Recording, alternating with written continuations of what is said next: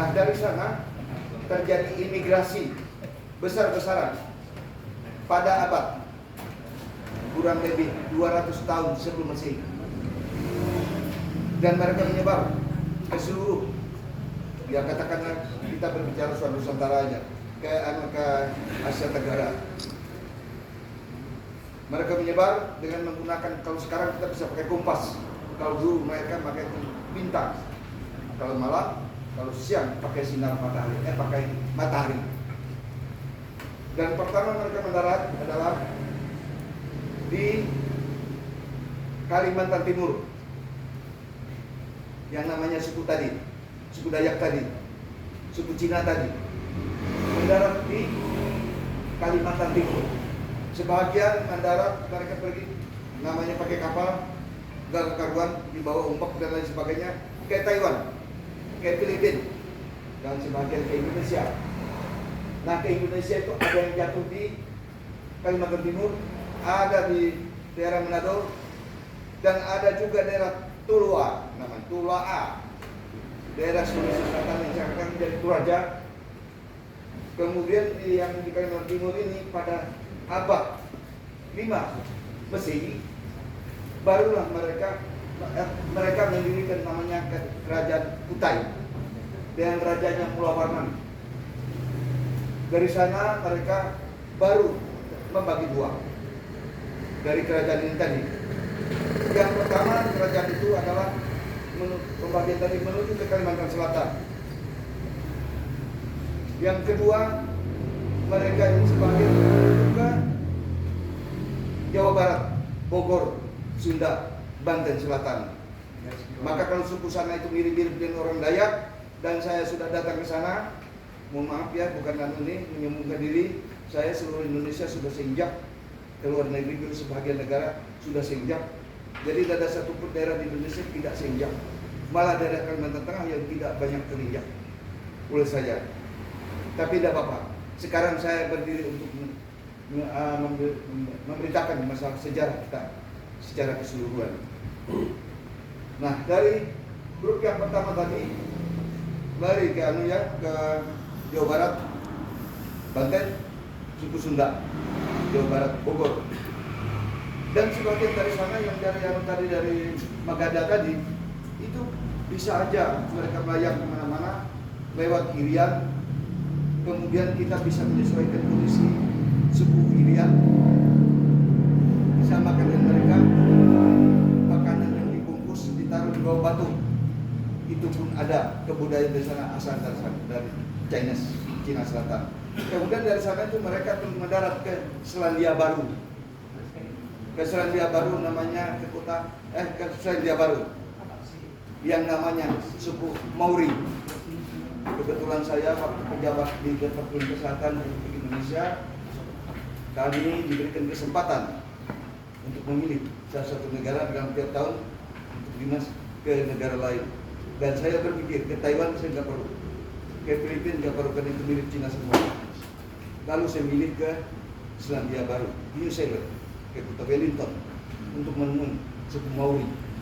Dan saya ketemu, ternyata mereka ada kata-kata bahasa Dayak, bahasa Indonesia yang mereka pakai di sana. Kemudian tumbak yang mereka pakai mirip, cuma tumbak kita diikat dengan rotan, di sana seperti irat itu, pengikat itu. Ada tumbak sana. Kemudian tato yang mereka miliki mirip dengan tato yang kita punya di Kalimantan, khususnya Kalimantan Barat. Jadi suku sana itu masih ada kaitan dengan orang Dayak. Ini fakta sejarah yang saya miliki. Saya bukan ngarang, yang saya baca literatur, buku, baik karangan orang-orang asing, ada juga karangan dari kita, Tumet Leo, Reak Badian, semua mengarah dan saya satukan, jadilah seperti ini. Salah satu buku Firjan Lukur, yang menyangkal. Kemudian ada Dr. Abdul Jebar Hafid, MA, Profesor. Itu ada menyatakan bahwa suku ini yang sejarah seperti itu. Kemudian yang ke Kalimantan Selatan, Nansarunai, yaitu pada abad ke-5 tadi. mereka mendirikan kerajaan Nansarunai di Amuntai Alabio. Di sanalah pertama kali terjadinya kerajaan Nansarunai. Boleh versi lain saya lihat di video dan lain sebagainya, tapi saya adalah fakta sejarah dan ada literatur yang saya baca. Jadi suku Dayak di sana yang pertama hadir di sana di Amuntai Alabio. Betul ya? Betul. Makanya orang Bukumbai hadir, orang Banjar hadir untuk mendengar ini tadi. Nanti, nah pada tahun, saya singkat sebentar banyak ini ya. Kalau mau jelas ya baca buku saya ini.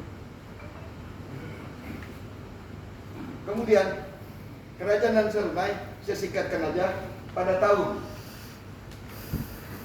raja dari Nansarunai ya si Raden Anyang dengan istrinya Ratu Anyang.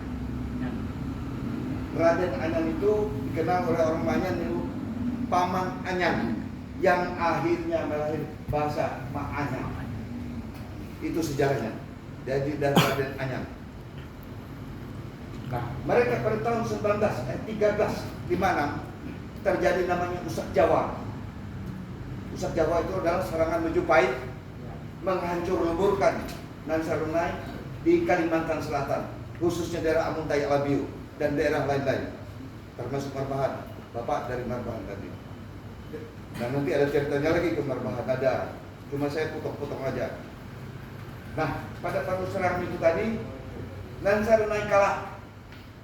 Raden Anyang dan Ratu Anyang meninggal, mati, dibunuh oleh namanya dari kerajaan Majapahit dipimpin oleh Panglima Nala atau Pudayan dan Riakbadian. Kemudian Panglima Anggringau ini yang membunuh si tadi Raden Anyang. Lalu tertawanlah salah satu namanya si Pangeran Paning. Sebenarnya ada Pangeran Idung, Jarang dan lain sebagainya. Mereka bertiga ini yang terkenal. Ada lagi di dalam buku ini saya nggak hafal semua karena lama tidak saya baca. Saya buat buku ini hampir 5 tahun dan sudah saya baca sekitar 2 tahun. Jadi ingat-ingatan. Jadi kalau keliru kurang ya mohon maaf. Baru baca umur saya. Nah, pada tahun 1356 itu hancurlah Nansarunai, dihantam oleh Majapahit di bawah Panglima Nala dan Panglima Anggringau, dan membunuh Raden Anyang dan menawankan Pangeran Paning. Pangeran Paning lalu dibawa ke Jawa. Lalu Nansarunai pecah jadi 2, melarikan diri, terpencil, ada ke pedalaman, ada yang kemana-mana, terus ada yang lari ke Madagaskar. Ke Madagaskar sana, jadi di sana buku yang saya baca dari video Nugur, Dr. Video Nugur, 55% adalah bahasa Manyang. Mulut dibaca di sana Maulud, salah satu ya. Ada bahasa-bahasa lain, 55% bahasa Manyang, asli dari Manyang. Nah, pada tahun 1360, pada waktu Panglima Nala dan Panglima Anggringau mengadakan perjalanan mau menyerang ke Malaka dan rencana akan menyerang ke Aceh, Nansarunai menggunakan manfaatin tadi menyerang kembali di Nansarunai, Kalimantan Selatan. Panglima Nala dan Panglima Anggringau mendengar itu balik dari Malaka kembali ke, saya mau berdiri lama saya tidak kuat, mohon maaf ya, kembali ke Kalimantan Selatan.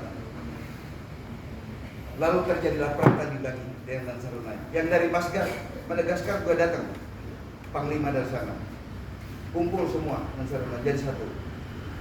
1360 Panglima Nala, Panglima Anggringau mati, hancur, dan si Paning dapat yang dari Pangeran Paning kembali. Selesai. Nah kemudian mereka yang Panglima Nansarunai yang sudah gabung jadi satu tadi, lalu mengadakan rapat seperti kita ini. Gimana kerajaan Nansarunai akan kita bentuk kembali, tapi tidak ada kesepakatan. Akhirnya apa yang terjadi?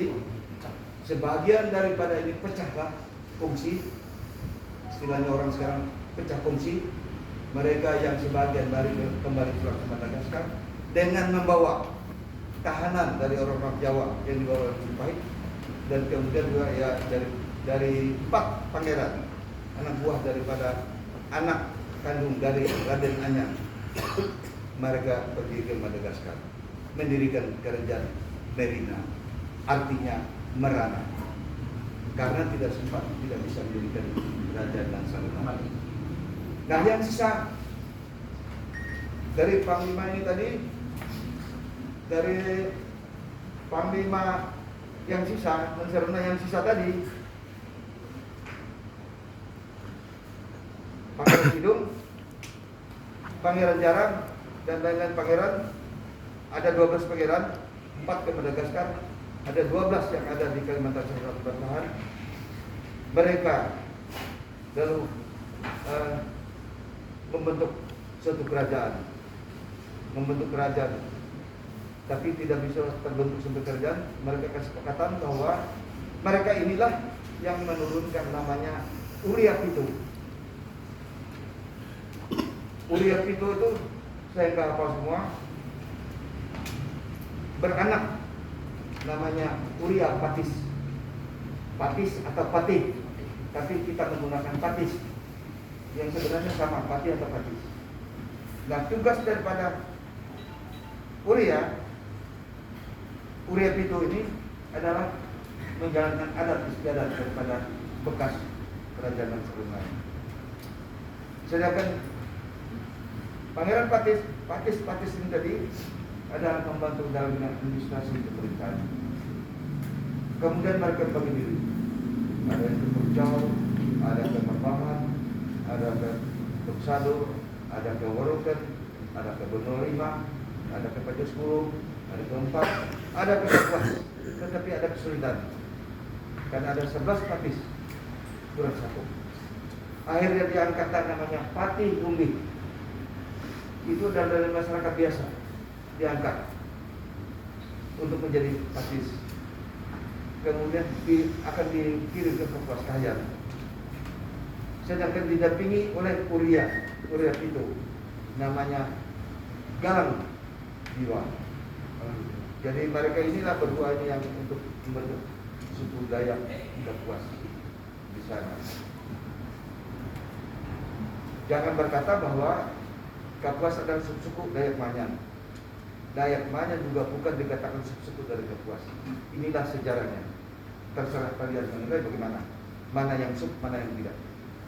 Nah, kembali ke Banjarmasin, kerajaan Banjarmasin, kerajaan di Banjarmasin, yang namanya Kerajaan Sultan Banjar ada. Nah, itu rajanya yang kita langsung aja saya singkatkan aja. Namanya Pangeran Suryansah di Banjarmasin. Kerajaan dan Saruna itu, kerajaan Banjar itu tempatnya di Kayu Tangi. Tangi itu bangun bahasa Jawa. Kayu. Jadi supaya mengerti tahu kenapa nama Kayu Tangi. Jadi kita hanya dengar itu Tangi itu bahasa Jawa. Nah, Suryansah ini pegang kekuasaan, bahwa seluruh wilayah Kalimantan Tengah, daerah Kalimantan Selatan, store upeti buat Pangeran Suryansah. Siapa Pangeran Suryansah? Saya tidak usah jelaskan semua karena terbanyak. Silakan baca di buku ini kalau mau. Nah, nyetor termasuk yang namanya tadi perjalanan dari Dayak Banyan, Kampung 10, Kampung Benua 5, karena 5 kampung, Kampung 10 karena 10 kampung, Kampung Dayu itu karena 1 kampung, Pajo 4 karena 4 kampung. Sebenarnya ada Pajo 6 bawah, tapi persyaratan tidak memadai, tidak cukup sehingga mereka tidak bisa dapat Pajo. Nah, rajanya diangkat oleh Belanda yang namanya Stono. Terjadilah keributan dengan Pajo-Pajo yang lain di daerah Kalimantan Timur. Pertama Pajo 10 keberatan. Akhirnya Belanda mengangkat namanya Tumenggung Jayakarti. Ini biar dicatat semua, barangkali tidak ada satupun yang tahu. Itu Tumenggung Jayakarti tetap keberatan, Pajo 10 tetap keberatan. Akhirnya dikasih jam dinding yang sekarang ada tegak di gereja Tamiang Layang di Pasang. Itu ada hadiah Belanda bersama pembunuh Jayakarta. Anda barangkali mungkin tidak tahu. Inilah seberitahu sejarah Jambi. Sampai sekarang masih ada. Tidak ada gereja di Center Jam. Kenapa ternyata yang ada? Ini sejarahnya. Nah, kemudian lari ke Kerajaan Banjar lagi. Suliansa, waktu namanya ada utusan dari Upeti, utusan daripada Sutono mengatakan Upeti ke Pangeran Suliansa. Yang utusan tadi selingkuh dengan istri dari Pangeran Suliansa. Ketahuan oleh Suliansa, dibunuh oleh Suliansa. Namanya ada dukun, saya lupa, supaya dibunuh. Ya, Damung Raya. Nah, dibunuh. Marahlah si Raja Sutomo. Lalu ngirim namanya Amah Karuang. Orang banyak tahu semua teman-teman itu ada. Di sejarah juga ada. Amah Karuang disuruh untuk bayar darah dengan Pangeran Suliansa ke Banjarmasin. Apa yang terjadi? Karena darah bayar darah, nego dari sana. Nego dengan Pangeran Suliansa. Kalau darah bayar darah berarti saya yang dibunuh. Akhirnya dikirimlah namanya Putri Mayang Sari yang sekarang dikasih lewat Amah Karuang. Sekarang kuburannya ada di Jakarta. Itu sejarahnya. Kembali lagi biar singkat aja di Banjarmasin ini tadi. Suku Banjarmasin pada waktu sudah bubarnya Nansarunai, datanglah Empu Jatmiko dari Majapahit untuk datang ke Kalimantan Selatan melihat bekas kerajaan mereka. Lalu dia anjurkan bahwa seluruh masyarakat Kalimantan Selatan dan Tengah untuk berbahasa Melayu, tidak dianjurkan berbahasa lain. Akhirnya lahirlah bahasa Banjar. Jadi kalau tahu inilah kelahiran bahasa Banjar itu berasal dari bahasa Melayu ciptaan dari Jatmika. Padahal bahasa Melayu itu dalam sejarah bahasa itu berasal dari Sumatera Barat. Tetapi ini dari Empu Jatmiko menginstruksikan bahwa bahasa Melayu harus dipakai di daerah Kalimantan Selatan, sehingga lahirlah bahasa Banjarmasin. Kemudian dari ini tadi dalam buku, kalau lihat sejarah tadi ya, suku Banjar itu jelas sama-sama dengan orang Dayak Manyang pada waktu itu. Dan ditambah lagi dari buku yang ditulis oleh Profesor Dr. Jebar Abdul Jebar Habib MA mengatakan bahwa suku Banjar berasal dari Yunan, Cina Selatan, Kerajaan Magadha. Siapa lagi? Ya orang Dayak tadi. Jadi kesimpulannya bahwa suku Banjar, Bakumpai. Kenapa lahir Bakumpai? Bakumpai itu lahir dari Manyang dan Kapuas. Ada istilah yang berbeda. Kenapa? Karena terganggu oleh situasi kondisi daerah duka masing-masing. Jadi kita masih satu. Bakumpai, Banjarmasin, suku itu adalah masih satu dengan Dayak Manyang, Dayak Kapuas, Dayak apa saja yang ada di Kalimantan. Saya tidak belajar di soal Kalimantan Barat. Itu jadi lahirnya Bakumpai, bahasanya lahirnya Banjarmasin itu tadi. Kalau menurut Abdul Anu tadi ya jelas bahwa suku Banjar adalah jadi satu dengan orang Dayak Manyang. Jadi kalau orang Banjarmasin, suku Banjarmasin datang sini sekarang dari Bakumpai itu datang sini, saya sangat salut. Berarti mereka belajar sejarah. Kemudian bukti lain itu ada suku Banjar itu ada tiangnya dibuang, diganti dengan dua